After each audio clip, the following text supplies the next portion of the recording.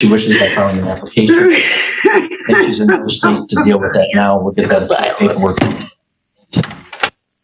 The 53rd Circuit Court for the County of Presqu'île, again providing public access online and in the courtroom. And Mr. Gilbert, ready with a sentencing for who? Miss Day, Your Honor. All right, this is People versus Lisa Day, file 22-93-211FH. I did receive an amended information from the prosecutor. Do you accept? Have any objection to that being filed? None, Your Honor. Thank you. And we're here for sentencing on a charge of attempted fleeing and eluding in the third degree, a 2.5-year felony, and reckless driving, a 93-day misdemeanor. If you had a chance to review the report and recommendations. I've reviewed the report and recommendation, Your Honor. Okay, any additions or corrections? None. All right, pause right here. This part matters. When the judge says guidelines are 0 to 9, that's basically the court's sentencing range, meaning the judge could legally give her probation or up to 9 months jail, depending on how serious the judge thinks the danger was. And notice how nobody is challenging the scoring? That usually means both sides already know where this is headed. Now, the real question becomes, is mental health going to save her from jail, or is the judge going to say public safety comes first? The advisory guidelines are at 0 to 9. Any scoring challenges? No, Your Honor. Mr. Radsabon, any additions or corrections or scoring challenges? No additions or corrections. No scoring change. Okay. Mr. Gilbert, go ahead with allocution. Yes, Your Honor. Miss Day, and as the court can see, is having a tough time with the recommendation.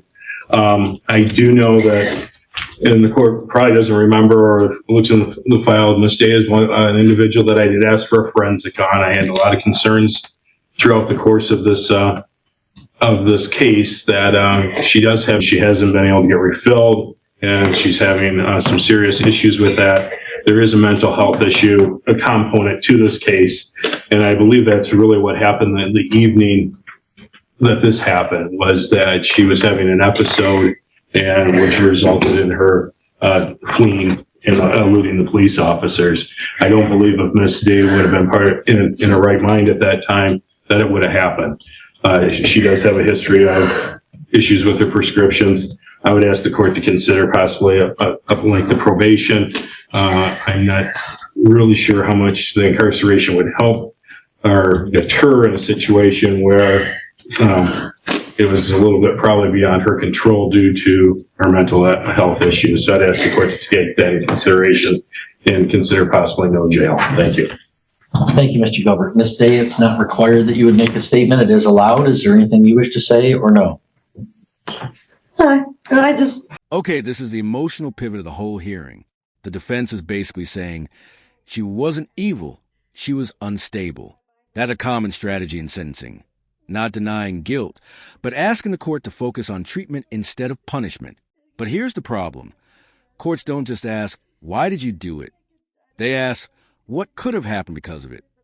And if the answer is somebody could have died, judges get real strict, real fast.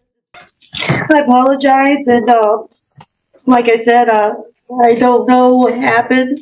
My mind wasn't processing what was going on at the time, and I just can't believe that I did something like this, because it's totally out of my character.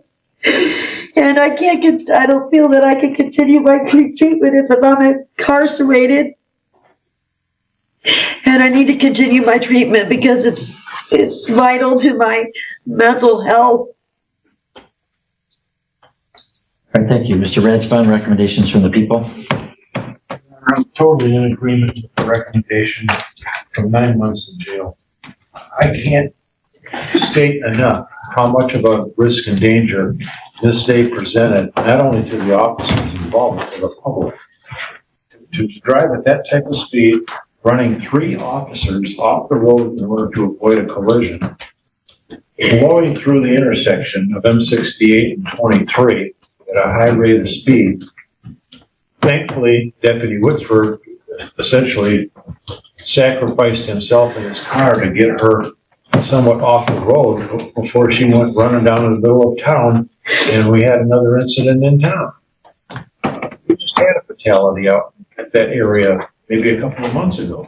It's a dangerous intersection, Judge, and for her to do what she did, regardless of mental issues or not, she deserves some incarceration. And I really believe that 9 months is so open. And insofar as she gets mental health, I'm sure it can be arranged in Northeast Michigan Community Mental Health while she's in jail to take treatment. Thank you. All right, thank you. Well, Ms. Day, you're here for sentencing. It is your first felony.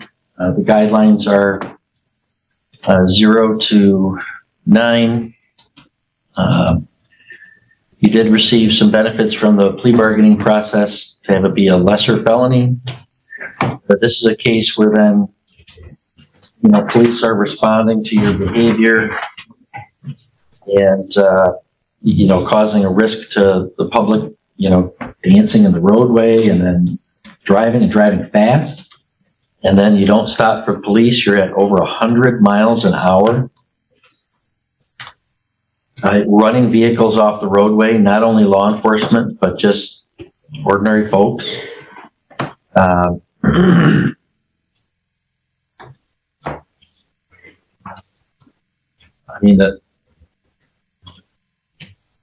From a case I had earlier today, where appropriate, if there's a way to divert to the mental health system that can work sometimes. And in that case, it was a resisting arrest that wasn't super active resisting, and there wasn't really a great degree of risk to the officers, let alone the public. In this case, this is a case of extreme risk to the public and to those law enforcement officers. I agree with the statement in the report. It's fortunate that nobody was killed. And she's mistake compounds the mental health with the. Phew. When a judge says it's fortunate nobody was killed, that's basically courtroom language for back-end index pointing right. You're lucky this isn't a prison case. Because attempted fleeing plus reckless driving at 100 miles per hour, that's not just a mistake. That's a public danger charge. And notice how the judge compares her case to another one earlier today. That's him saying, I've seen mental health cases, but this one crossed a line. So at this moment, the audience should already know jail time is coming. Now comment below. Do you think mental health should reduce punishment, or should safety always come first? Substance abuse problems as well. I think that extreme risk to the public from this situation does warrant some incarceration. Given the total circumstances, I am going to adopt that recommendation in order that Ms. Day serve 9 months in the Prescott County Jail with credit for 4 days previously served, 93 days on the misdemeanor count, again, credit for 4 days, state costs of $118 and the crime victims assessment of $130. And Ms. Day can file an appeal if she wishes by filing an application. If she's in another state to deal with that now, we'll get that paperwork.